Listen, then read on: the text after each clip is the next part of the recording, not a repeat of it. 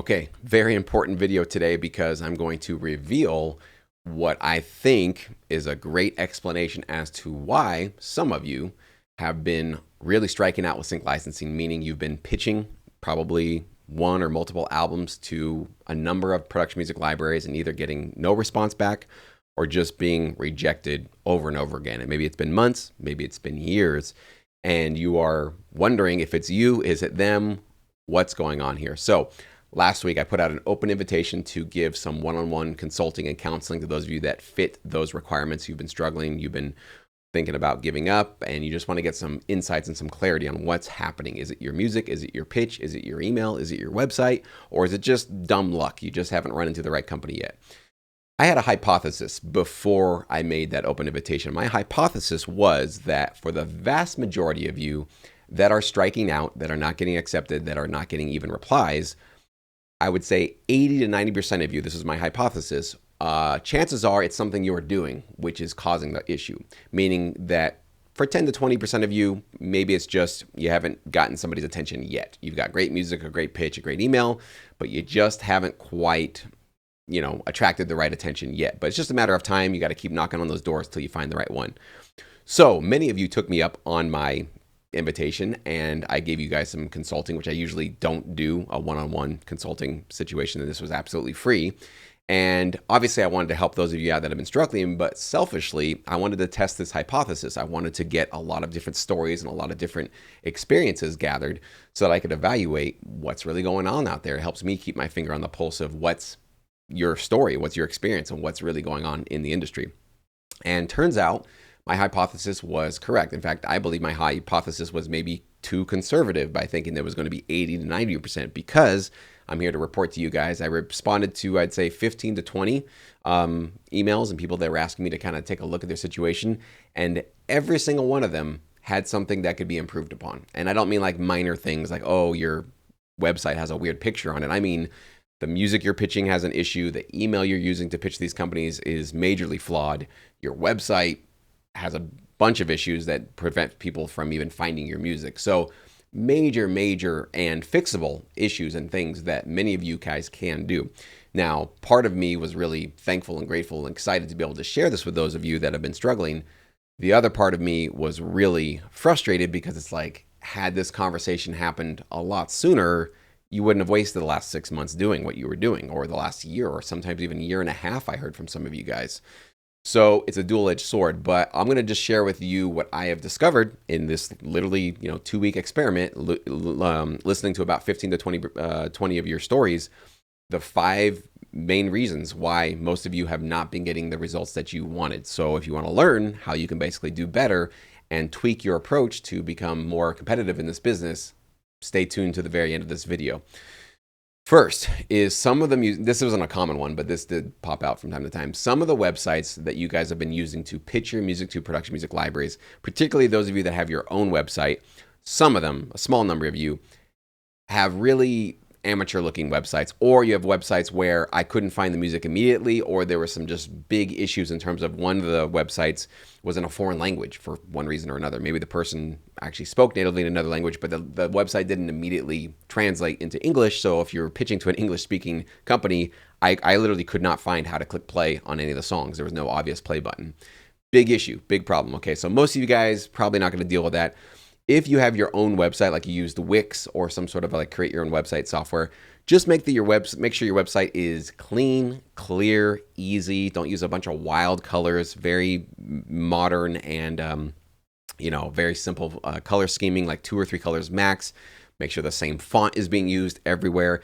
If you have a headshot of yourself, make sure that it's a professional looking headshot with like a modern iPhone. I saw some pictures that look like bathroom phones with bathroom, selfies with like sparkle effects on them and stuff. It's like, it definitely gives you a bad look on the first submission to these companies. It doesn't mean that they won't maybe still sign you if they love your music. But again, stack everything in your favor. Honestly, just use Disco, use Realcrafter, use something that's already been pre-established and easy to use.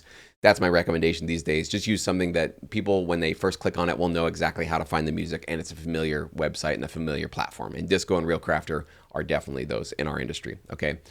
Second, some of the emails you guys shared with me did not contain any personalized touch, any sort of sense of human to human interaction. It definitely felt like a copy and paste or a chat GPT composed um, uh, uh, email pitch.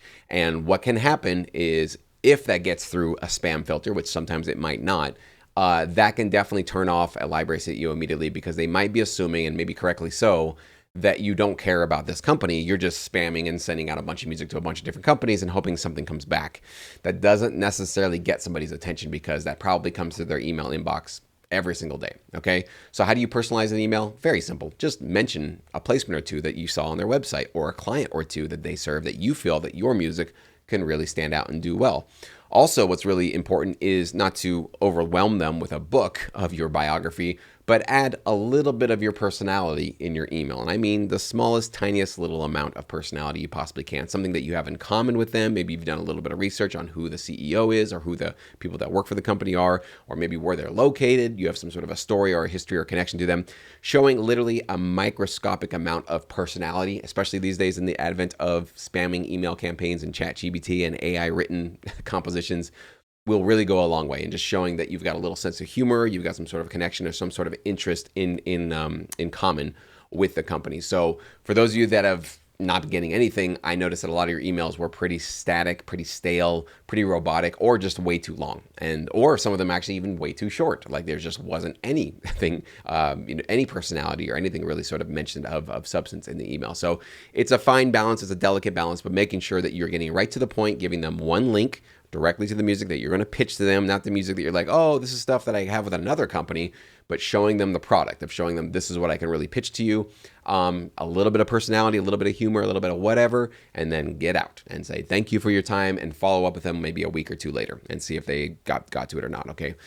Now we're going to get into the last three reasons, which are basically all music related. Now, I am going to let you know that the service that I offer called Pro Feedback can help all of these. And this is usually a time where you say, well, I'm going to apologize because I'm going to do some, shameless self-plugging. I'm not going to apologize for anything. Pro Feedback can solve these problems, and that's why I put the service together. That's why we have so many pros sitting there waiting for you guys to give you feedback, because the few of you that got, I would say the vast majority of you guys that were getting rejected suffered from one of these three issues. And frankly, had you just showed up for Pro Feedback for one review, like literally 1 month where you get a review from me during a live session and one review from one of our pros, you get 2 each month, we could have solved this problem for you a long time ago, and you wouldn't have been wasting a lot of time pitching to a lot of these companies. So for those of you that have not begun your pitching process yet, or you're sick and tired of being sick and tired of waiting for these companies, stay tuned to the end. I'll explain more about Pro Feedback, but please do take these offers and services seriously, because they literally can save months, or if not years, of all the heartache and headache that a lot of, unfortunately, many of you guys have already been going through. Okay. Reason number 3, the musical styles that are being submitted to these companies are too varied. So there's different genres, either within one playlist, or you're sending 3 different albums, and this is your hip hop tension cue album, this is your orchestral EDM, and this is your country folk or something like that. And I saw some of that with some of your guys' stories. You're trying to be a master of all, jack of all trades. You are a master of none when you do that. We are going to be having some great interviews upcoming soon with some very notable library CEOs who will tell you the exact same thing. It's a turnoff. Nobody wants to get approached with, hey, I can do all of these things. Look at these amazing things I can do. Because immediately what it communicates, even though you might not believe this, and this might be a bubble, popper for you, is that you're not really great at anything. Because you're trying to get everything. You're trying to be everything to all people. And when you spread yourself out that thin, you probably don't have anything amazing and really, really unique and really game-changing in terms of your one particular focus that you do. So a lot of libraries these days, especially with the advent of AI, especially with the advent of many more composers and producers coming into this industry, they want you to become specialized, focused, and really niche down into one particular genre and find the one that is A, the most licensable, and of course, B, one that you really love and you feel that you can thrive in and continue to grow in. Don't worry, you will eventually broaden out and go into different genres and try different things out with your library partners. I did. Everybody I know in this business becomes sort of like, they go into many different genres. But to get your foot in the door, you can't afford to be, I'm the 3 different genre producer. I do 8 different genres. I just love music. Great. Love music, but we're talking about doing something competitive here. So that means that you really have to focus on the one genre that you really do well and is also licensable. I put out a tutorial many years ago. I'll link it below if you missed it. and how to find that genre for yourself. It's going to be different for everybody. Don't just chase the one that you think makes more money. Bad decision, okay? You got to chase one that will make money, that is marketable, but it also has to align with your heart, with your soul, with your interests, and what you really want to do in this industry. Because if you're going to do this for many years, you better not be doing some type of music that you can't stand or aren't fully in love with and can see yourself growing and experimenting with and getting better at, okay? Reason number 4, the music that you have been pitching to these companies, many of them I saw and heard, they sound outdated, like maybe an 80s kind of a sound or a 90s or even an early 2000s feel. Or maybe it just sounds a little generic, kind of like stock music. There's a lot of the VSTs that many of you guys have been using that sounds like you just selected the first preset that you got. You know, it was a synth you downloaded, you purchased the first synth that sounds like just the most basic synth lead sound that's ever been used, and it's been repeatedly used forever. You put it into your track, and you know, music might be grooving, it has a cool feel, but the sonic landscape that you're painting with, it just doesn't work. It honestly just sounds like almost like AI. It almost sounds like just really cheap stock music. Sync music, while it's still production music, is still kind of seen as the cheap bin compared to like maybe direct deals or direct licensing with music supervisors, that kind of thing. You know, pre-made production music is still something that's much more affordable for clients, but it still needs to be really good. And it's got to be really high quality, and it needs to sound modern, relevant, and with new sounds. So many of you guys had some great high quality musical ideas going on, great melodies, great chord progressions, cool riffs, drum beats, all that kind of cool stuff. But it's like if you were a painter, you're basically working with a bunch of broken crayons. So how great is your masterpiece going to be if you have to work with broken crayons, but the guy next to you has like the best of the best from, I don't know, whatever, Hobby Lobby or what's the high-end art store, right? They went and spent thousands of dollars getting the high quality stuff. Now, I'm not saying, you know, go mortgage your home and go, you know, dump a bunch of money on high quality plugins, but you need to step it up a little bit, okay? So that means that you can use websites like Splice, not for their melodic loops, but maybe for their one-shots, for their drums, maybe for some sound effects. They also have individual sounds that you can plug into synths to basically create some new cool sounds. But you got to start getting creative, and you got to definitely start upping your direction. For those of you that are making music that's a little bit outdated, feeling like it kind of came from a previous era, my best fix for that is you have to start listening to modern production music more often. It needs to be kind of in your playlist when you go for a walk, go to the gym, driving in your car, driving your kids to work, whatever. You should just be listening to this music a lot more often, because most of us, and this is true for me, this is not to pick on those of you that are a little bit older, but we tend to want to go back to our roots. We tend to want to go back to the things that we were comfortable with, where we grew up with music. And so I have this tendency to always want to go back to my early roots of early 2000s rock. Sometimes that can be modern and relevant, but sometimes it can feel dated and it's just kind of not interesting anymore. So I personally have a bias for wanting to go back in time. Many of you guys probably have the same bias. So we have to realize that is something that we have to fight against. And the best way to fight against that is to literally fill your mind and your ears up with modern production music in your style. You can do a Google search, type in TV, film, production music library, find a lot of great high quality companies if you want to find them. Also, our service Sync Edge will help you find them immediately. We have 60 of them that we recommend. Not only do you know who they are and you can go listen to their music yourself, but I give you my tips and analysis and research on the company to let you know what style of music really would do well with that company based on who their clients are and what kind of music they're releasing and how much they have of every different genre, right? So there's a lot of insights you guys can get with that. But whatever you do, however you find these companies, listen to it, and really start to take notes for what's going on with the modern approaches to your style of music that you're not doing, and try to be honest about that. And again, Pro Feedback can help you do that as well. We will give you some honest feedback to make sure that you are staying on the straight and narrow with that, okay? And the last reason why many of you guys have been rejected or ignored by libraries is the pitched music that you're submitting is intended basically as score music, meaning that you're trying to be a film composer basically, and composing 2 to 3 minute long usually orchestral tracks, and creating these dynamic builds and all this beautiful music. And some of it's really well crafted and well written. The problem is, and some of you, I'm so sad that you did not know this before, this interaction. Production music libraries aren't the ones that are going to be supplying score music for film. That's usually not where a film director who's putting together a movie is going to go get his music. Maybe if it's an indie, small budget thing, sure, they might want to find some pre-made production music and try to fit it in there. But many of you are probably trying to get into, major film releases, that kind of a thing. That's always, I would say 99% of the time, handled by a film composer that gets hired by the director. So the director knows a really great composer, or the composer just proves themselves, and they get hired to basically get the video assets, get the film assets in their studio, and they compose to it on custom basis, right? To make music directly to fit for the film.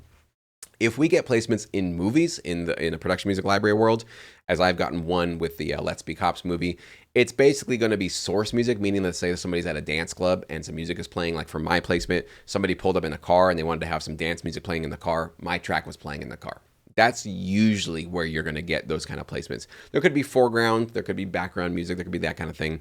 But if you want to get into becoming a film composer, working with production music libraries is probably not the best direct approach that you want to take. In fact, I would say you'd find almost no opportunities for that kind of a thing.